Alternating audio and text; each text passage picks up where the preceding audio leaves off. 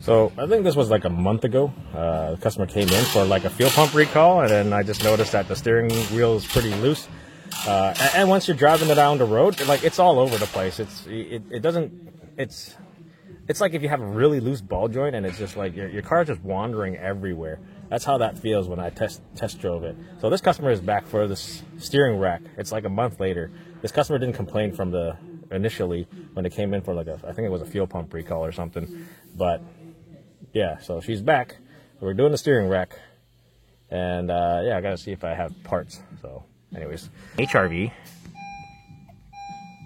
with 83,000 kilometers. So, not a whole lot of mileage. I don't know how this... I mean, we do a lot of steering racks. They fail more than one way. So, yeah. Anyways.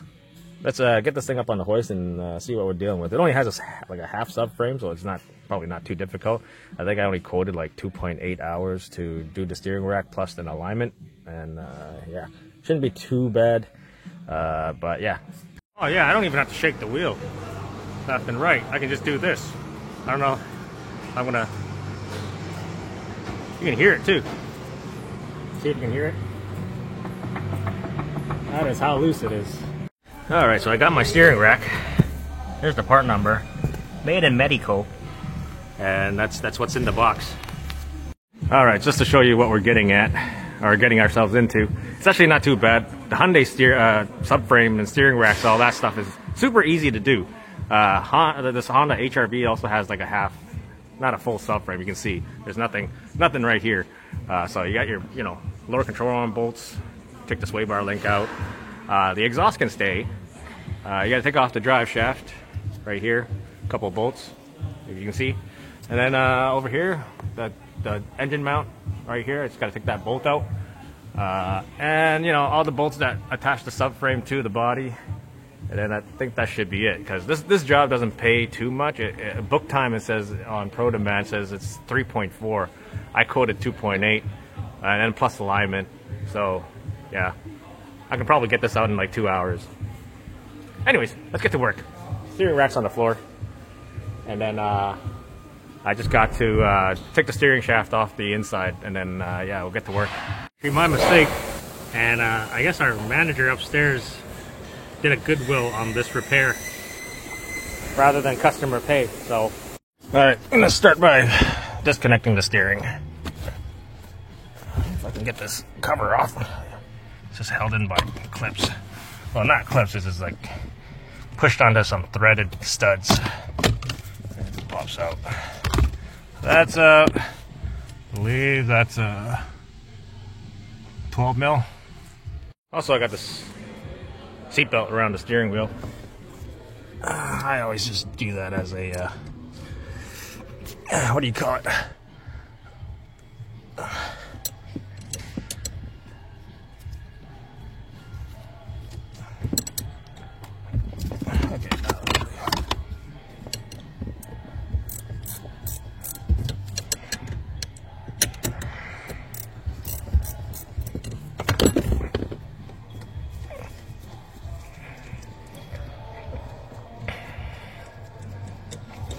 There's the bolt. It looks pretty rusty there, so I wonder if it's gonna slide out easy for me, or I gotta. Yeah, so you can see where it's all rusty down there, and it's not coming out. You can see how loose that pinion shaft is, and how much it moves. But yeah, it's rusted in there. I gotta get something to chisel. Shove something into between there and spread it open. Spread them cheeks. So, if your steering shaft is ever stuck, easy air hammer right in between the cheeks. And then to pop it out. But my freaking coupler always keeps popping off. Trying to get a new one, but parts haven't got me a new one. So, with that out of the way, I can get the steering shaft out. And there we go. It's stuck on there. See how badly rusted it is in there. Probably clean that up. Put some put some grease or something in there. But for now, I got the steering shaft out, and then look, I can wiggle this thing around. Link in the description for one of these.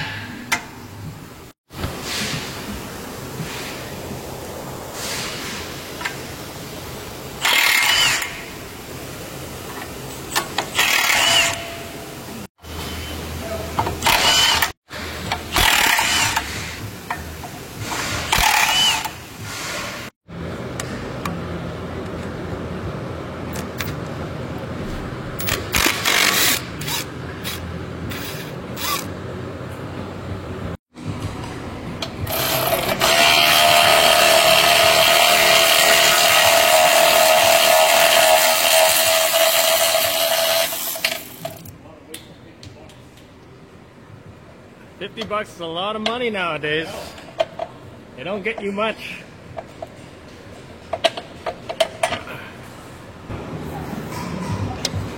Oh, come on. Oh, actually, no, never mind. I thought it hits the output on the transfer case, but I think it should just, that's why they made that slot. That's why they made that slot there. So you can do this.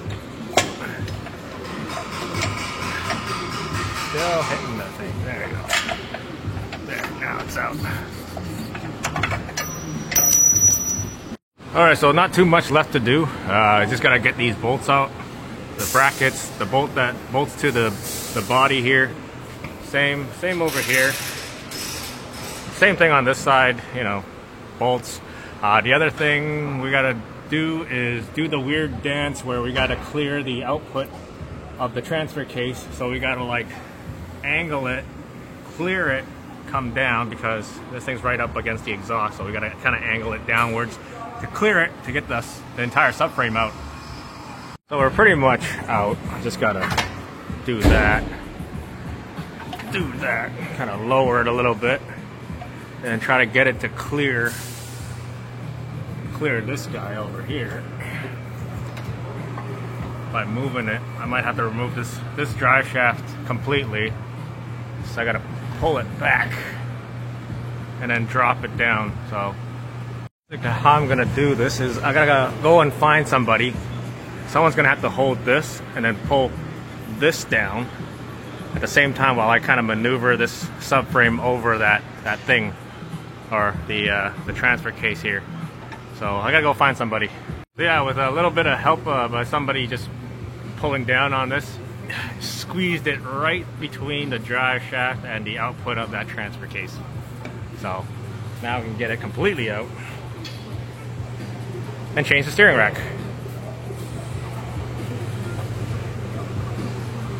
Alright, so let me just show you what happens with these electronic power steering racks. But the electronic part on the electronic motor on these HRVs is behind the steering column.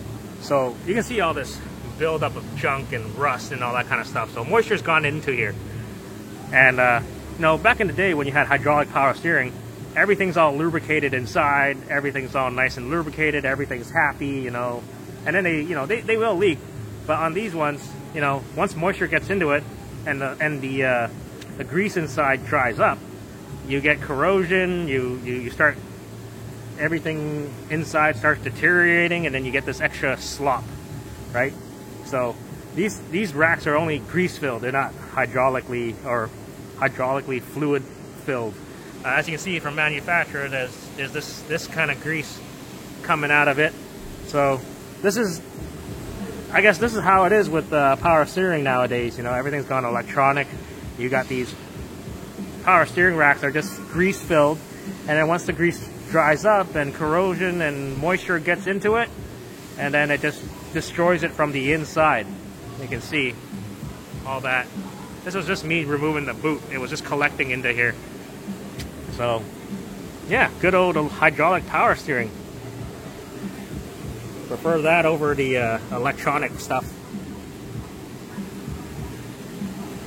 But anyways, let's get the steering rack in. So these 14mm bolts. Different colors.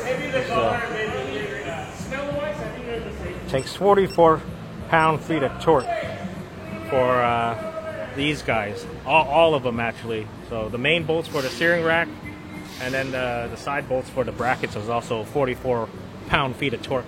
All right, so threaded the needle between the that and this. These adjustments here that I can tilt it back and forth really helps in trying to angle the sway bar and the steering rack in and over. So these things really help. And other than that, I just gotta put all the bolts back on, so everything in reverse order, do an alignment, and then I'll see you once I get all that done. That's pretty much it. Just to show you, it's not too difficult to replace these steering racks.